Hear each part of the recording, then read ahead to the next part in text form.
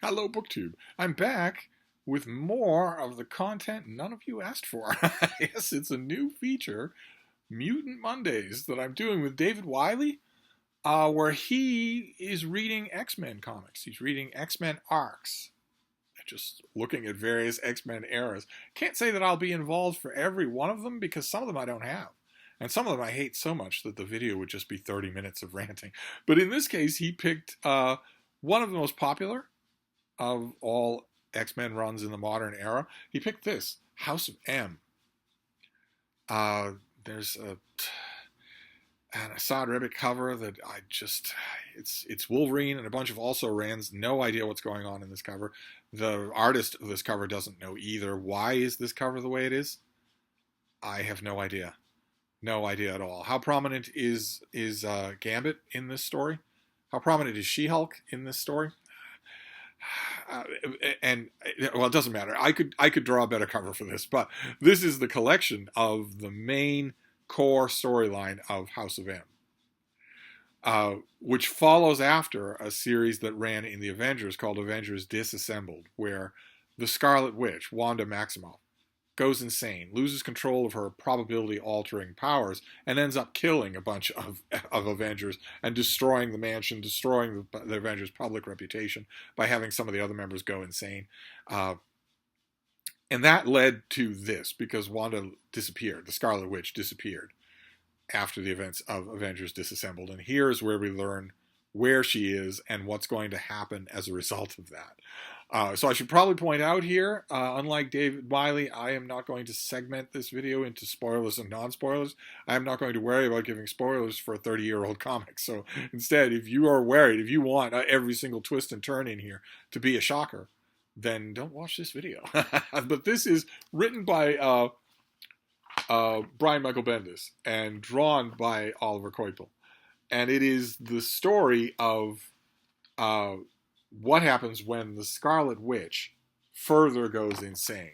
Now, a basic underlying idea of this thing has since been co-opted by the absolutely wretched TV show, Wanda and WandaVision. But this was decades before that. And this is, okay, she has struck at the Avengers. She has done what she's done. She's still alive. She's been taken away somewhere by her father, Magneto, the Master of Magnetism, the original supervillain of the X-Men. And the X-Men have been called to Avengers Tower. This was at a period when there was no Avengers Mansion. Instead, it's Avengers Tower in Lower Manhattan. The X-Men have been called there for a secret conference. And there we get our team. Very similar to the team from Astonishing X-Men, except we're adding Colossus, whereas before we weren't. But very similar to that. Wolverine at this point and at every other point now in Marvel's money-grubbing phase is also, partly an Avenger. So he knows why the team has called them in. Cyclops is nominally the leader of the X-Men. He says, Logan, if you know why these Avengers of yours called us here, just tell. And Wolverine says, we're here. You can't wait 4 more seconds. And then we get this spread of everyone that they're meeting. Basically all of the heroes that are extant and usable here. In order to decide the fate of Wanda Maximoff. What do we do with her? If she's capable of doing this much damage, then we have to decide what to do with her. Now, on the other side of the world, in the island of Genosha, Wanda Maximoff is sleeping fitfully, attended by her brother Quicksilver. These were both members of the Avengers forever and ever, and will be familiar to you from the Marvel Comics movies. Quicksilver is at her bedside, and he is warning their father Magneto that the Avengers are even now conferring on what to do about Wanda, and that as far as Quicksilver is concerned, at least half the people at that table are going to want to kill her because she's out of control of powers that could wipe out all of them, wipe out all of humanity. And that is the debate that goes on at this table, breaking down along pretty typical ideological lines, where Emma Frost, the supervillain who is only a member of the X-Men because she's having sex with Cyclops, and also Wolverine, both say, this isn't even a question. Her powers are too dangerous and not under her control anymore. She's insane. She has to be killed. And the phrase Emma Frost says we have to put her down. And Spider-Man, Peter Parker, says, what, like she's a dog? And actually raises the point a little bit later on in the conversation. Peter Parker, Spider-Man, says, so like if any of my powers wig out on me, I can count on you to just kill me? And Wolverine says, yeah, I hope I can do the same for you. In other words, if I were to wig out, I hope I can count on you to kill me. But this is partially a jurisdictional thing. Wanda is an Avenger, but she is also a mutant. So the X-Men and the Avengers are wondering. Emma Frost says she is a mutant threat, and we X-Men have dedicated our lives to dealing with mutant threats. And Kitty Pryde says threats to mutants, not mutant. And Emma Frost says we do both. We do both threats that are mutants and threats to mutants. They decide they want to meet Wanda. They are not doing what Quicksilver suggests. They are not going to Genosa in order to kill Wanda. They want to meet her. They want to talk to her. But when they get there, Professor X disappears from their midst. He's just suddenly gone. And then a blob of light encompasses all of them.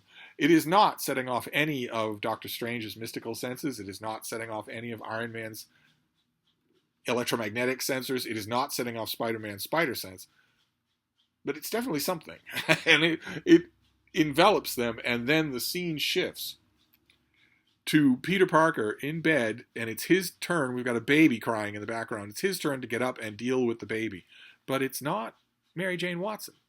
It's Gwen Stacy, his first lost love, that is in the wedding picture. And that's the end of the first issue. That's our hint that the world has completely changed. That blob of light changed the world. One of the changes is that Captain America never actually went into suspended animation. Another is that lots and lots of superpowered beings now fill the world, as you can see. But Steve Rogers has aged straight through, so he's in his 90s. And there are other changes. Scott Summers, Cyclops, is happily married in the suburbs to Emma Frost. Ms. Marvel, Carol Danvers, is, we are told, the most popular superhero in the country. Not a mutant, but the change here is that she's the most popular superhero in the country, and she very much is not, either in the comics or in real life. But Kitty Pryde, for instance, is a school teacher with a whole bunch of superpowered mutant children in her classroom. And the one example here that is, there are two examples of these changes that show what this new world is like. One is static and one is very active. The static one is a conversation between Hank McCoy, the Beast, and Hank Pym, who used to be Yellow Jacket, used to be Giant Man, Ant-Man, a founding member of the Avengers. Normal human, whereas Hank McCoy is a mutant. And in this series, he's talking to Hank Pym about how, Homo sapiens is on the way out. And you are trying to invent a serum to counteract mutation. It's going to look terrible. Hank Pym actually says, he makes a comparison with dinosaurs. Hey, I know what's going on here. No one gets that more than me. When it happened to the dinosaurs, they didn't see it coming. They didn't have the intellect or the capacity to understand it, but you do. You're watching it happen, and it stings. If the roles were reversed, I don't know what I'd do. In other words, that Homo sapiens are being supplanted by Homo superior. That's the static change. The other change is that this is something that has been done to all of our heroes. This change in reality has been done to them. And Wolverine has a healing factor that usually resets him to 0 no matter what's been done to him. And it happens. He wakes up, essentially, in the colloquial sense of the word. He wakes up and realizes that this is not the reality that he comes from, with sentries flying through the air and helicarriers with the royal signet of the House of M, the House of Magneto. He realizes that is not where he came from. He has his memories. He slowly remembers everything. And he knows that those memories are different. from what he's seeing all around him. Uh, Mystique, who he was in bed with, asks him if he's popped a stitch, because apparently this does happen, and if he has, they can fix it. And instead of going in for psychic readjustment, Wolverine throws himself off the helicarrier. He knows. Look at this great artwork by Oliver Coipel. He knows that it won't kill him. He knows that the fall will only really, really damage him. His healing factor will save him, but he wants to get away from the helicarrier. So he throws himself off and just sees this weird world, where everything is different, and sets about finding out what he can do about it. It doesn't. He doesn't want it to stay this way. He wants to find some way to undo it. Of course, he finds time to be a badass, right? He sees some mutants terrorizing a non-mutant girl, and out come the claws. We don't see what he does. We just assume the worst. He goes. He finds a resistance cell to the rule of Magneto, but he also finds people whose identities are not what have been changed, and slowly, one by one, he convinces everybody that they aren't living in the right reality. That he, one by one, convinces people that they have a very different past from the one they think. One by one, they get woken up and brought to reality. When Emma Frost realizes this, for instance, she says something that is very common as a response. She says, "We're going to kill him and his kids," meaning Magneto. So the idea that is coming forward here is that since it's the House of M, the House of Magneto, that is in control of this world, or the United States, then it must be Magneto who is doing this. He's the villain. It must be that he's the one who rewrote reality to be like this. They're all starting to think that way, and the interesting element that Bendis weaves in here is that both the good guys and the bad guys, I think of Emma Frost as a bad guy. Okay, I can't help it. The bad guys and the good guys here, immediately once they think that it's Magneto who's behind this, they don't just want to kill him. They want to kill his kids as well. Really it's Bendis' backhand way of showing us that Wanda and Pietro, Quicksilver and the Scarlet Witch, have never been all that well liked by their colleagues. It's a kind of a path not taken. You think about right around the time when Magneto, the master of magnetism, was brainwashing Quicksilver and the Scarlet Witch to join the Brotherhood of Evil Mutants. Right around that same time, Charles Xavier was founding the X-Men, bringing young mutants together and teaching them Xavier's dream of mutants and humans coexisting peacefully together. That dream is gone from Marvel Comics now, but for 60 years, that was the animating essence of the X-Men. And you always think about the road not taken. You think about that original X-Men team only featuring, in addition to the normal X-Men, the Quicksilver and the Scarlet Witch, who never actually joined the Avengers at all. That would be interesting. But once Wolverine has managed to turn the minds of a whole bunch of people, Cyclops, Emma Frost, Carol Danvers, once he's managed to get them to wake up and realize they are not living in their normal reality, then the big one is left, which is Peter Parker. Because we saw him first, right? They find him in Central Park, and there he is with Gwen Stacy, who's still using the same black hair beret, and Aunt May and Uncle Ben. Uncle Ben has not died. He has never told Peter, with great power comes great responsibility. For some reason, Peter is Filipino. I don't really understand why he has cocoa brown skin in this book. He's not supposed to. Peter Parker's typically a white man, but he has a kid, and they confront him. They all confront him, and it makes him sick. They show him his past. There we go. All these great vignettes. They show him his past, and he leaps away from. Look at that 100-foot leap, a Spider-Man leap. He just leaps away from them.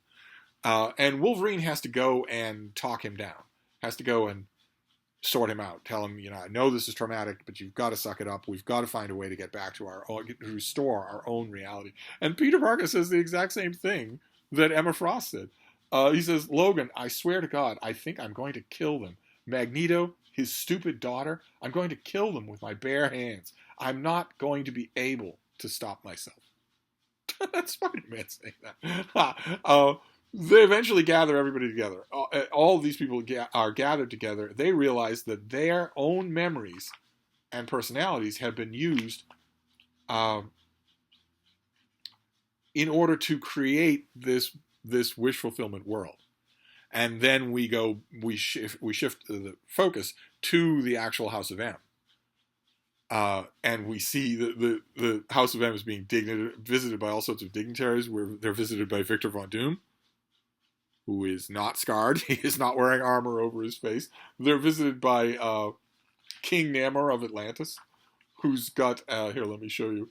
King Namor of Atlantis has a non-human queen. She's got tentacles, dare I say.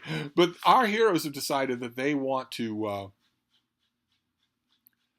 interrupt this, that they want to attack this ceremony because they figure Magneto must be responsible for it, and he must be using the mental powers of Professor X to make this happen. And they figure it's their only shot. They need to find out what happened to Professor X and get this reversed, get all of this reversed. But before they get there, before they do that, there's a philosophical debate. And it's really interesting. Bendis is not usually interesting. He is very much a writer who loves the sound of his own voice. So he overwrites hugely. But in this case, not really.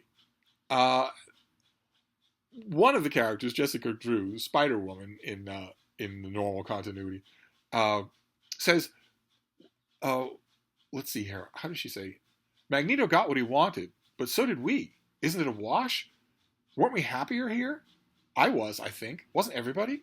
They gave us what we always wanted. And isn't there an argument that we deserve to get this? To be happy for once? I don't know. Maybe this was the time for this to happen. And Wolverine tells her, someday you're going to be really embarrassed that you said that. I don't see why. And she goes on. My point is, when something of this magnitude happens, you have to take a step back for a second, say, maybe this was the time for this to happen. Who are we to decide how the world's supposed to be? When the meteors hit the Earth and destroy a species, it's natural selection, right? Again, a reference to dinosaurs, although I want to point out a meteor hitting the Earth is not an example of natural selection. Like Kitty said, a meteor just hit the Earth. Maybe this is how the mutants become the next dominant species. And they ignore it. They pass right on over that and move on to the obligatory action sequence. First, we get our full sight of the House of M.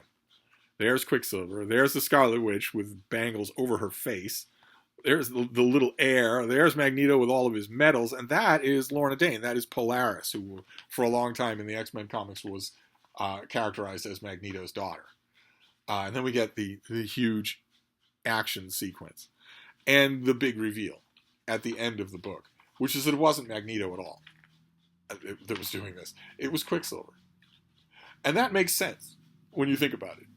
Quicksilver would put himself on a pedestal as a member of a royal family. But they have a wonderful discussion once it's all coming apart, once the battle is raging. They have a wonderful discussion, Quicksilver and the Scarlet Witch. Really, really terrific. There's a line that I want to quote first of all because it's so good.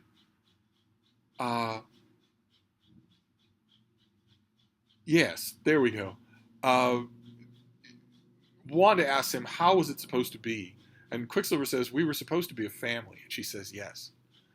And he says, we're supposed to be great heroes. And she says, we were for a bit. They were members in good standing of the Avengers. Quicksilver says, I liked being an Avenger more than I ever said. That's terrific. That is absolutely terrific. And Wanda says, look, me too. And look what I did to them. I would do anything to take it back. And Quicksilver says, you could, You could take it back. Because she is jacked into Professor Xavier's mind, which gives her the ability, that plus her own ability, gives her the ability to rewarp reality, essentially. And at the climax of the story, she does exactly that. Magneto is, of course, furious that his son Quicksilver has co-opted all of this stuff, done all of this stuff in his name, led the suspicion right to his door, and kills him. at the climax of the story, Magneto kills his son, and Wanda sees it happen. And she says, even when we get what we want, you're still this horrible man. We're not the next step. We're not gods. We're freaks. Look at us, Daddy. We're freaks. Mutants. And then she says, with her powers in full flux, connected with the brain of Charles Xavier, the most powerful telepath on the planet, she says, no more mutants. We see the X-Men are lunging to somehow save themselves from this nimbus of extermination. Doctor Strange is panicked, trying to start some sort of protective spell, and that's it. No more mutants. It set the stage for a lot of storylines after this, and there were a lot of House of M tie-in comics. But this is Bendis when he is being fairly well controlled, and it's terrific. I've lost count of how many times I've reread this thing. Lost count of how many times. I love it. I reread it. It helps that the artwork is so good. One of the problems that I have with it, one of the things that I notice all the time, doesn't really diminish my my love for rereading it, but only because despite this regular weekly feature, I never have been an all-out fan of the X-Men. When it comes to Marvel, that kind of all-out fandom largely was reserved for the Mighty Thor and maybe the Avengers in some periods, but nothing like the Legion of Superheroes, nothing like the Justice League.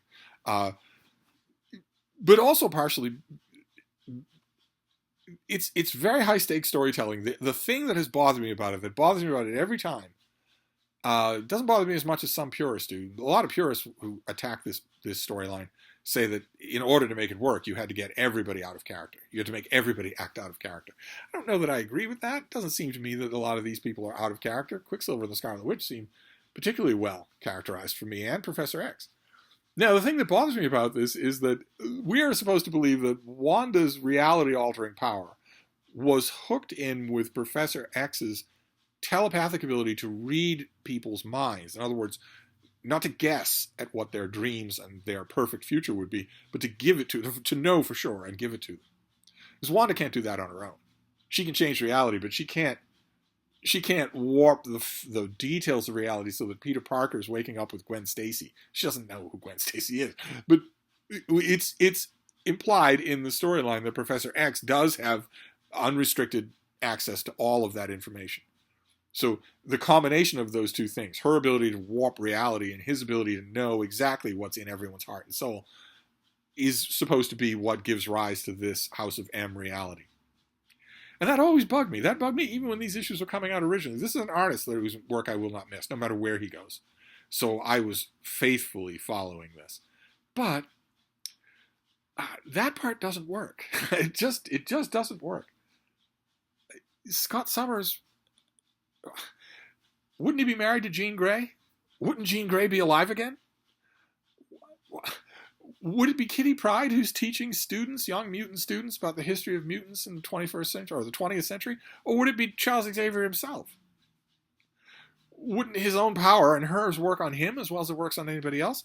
Would Stephen Strange's real hidden dream of his life be to be a bored psychiatrist just watching the clock for his next appointment to wear out? I don't think so. I don't think that half of these things would happen. Peter Parker would not wish away being Spider-Man. And also, would Peter Parker be Spider-Man? The Spider-Man that we know?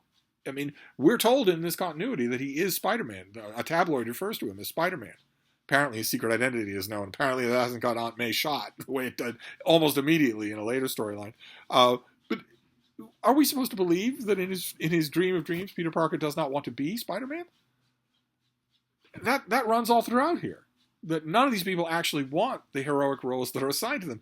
Doesn't Scott Summers want to be Cyclops? Doesn't he want to be out there helping people? Don't any of them? It's just, I mean, some of the details are pretty neat. Victor Von Doom having no scar, being the rightful and revered king of Latveria. That's a really neat idea. Prince Namor, though, no. No, Prince Namor lost the love of his life, just like Peter Parker did. He wouldn't be walking to this event with some sort of tentacle lady. He'd be walking to this event with Lady Dorma. It's just that Brian Michael Bendis doesn't know that. He doesn't know anything about that. He doesn't know anything except the greatest hits Marvel stuff that he could get on index cards given to him by some terrified intern. It's not like he reads Marvel comics or loves them. It's just it the fantasy world that results from this rewarping of reality doesn't strike me as the fantasy world that a lot of our characters would want. Jessica Drew says, well, didn't we get what we want? Isn't this a wash? Weren't we all happier? I don't think they would be. The fantasy world doesn't seem to line up for me like that. To say nothing of characters like Luke Cage or Sam Wilson the Falcon, who don't seem happy at all. But anyway, that's a minor quibble because this is just so much fun to revisit. It really does have great dramatic beats in it, which I can't always say about Brian Michael Bendis' work, not in the slightest. But when he's on, he's really on, and I think he's on here. So that is our Mutant Monday pick for this time around. I have no idea what X-Men thing we're doing next time. Somehow or another, I seem to be involved in 2 ongoing comic book features now. Aren't you happy about that? There's Mutant Monday, dealing with the X-Men every Monday, and then Epic Comic Book Wednesday on Wednesdays. So, I don't know off the top of my head what that's going to be for Wednesdays, but this will not be the only time we talk about comics this week, you lucky, lucky devils. So I'll wrap this up for now. I'll leave a link to David Wiley's video, and I will see you soon. Thank you.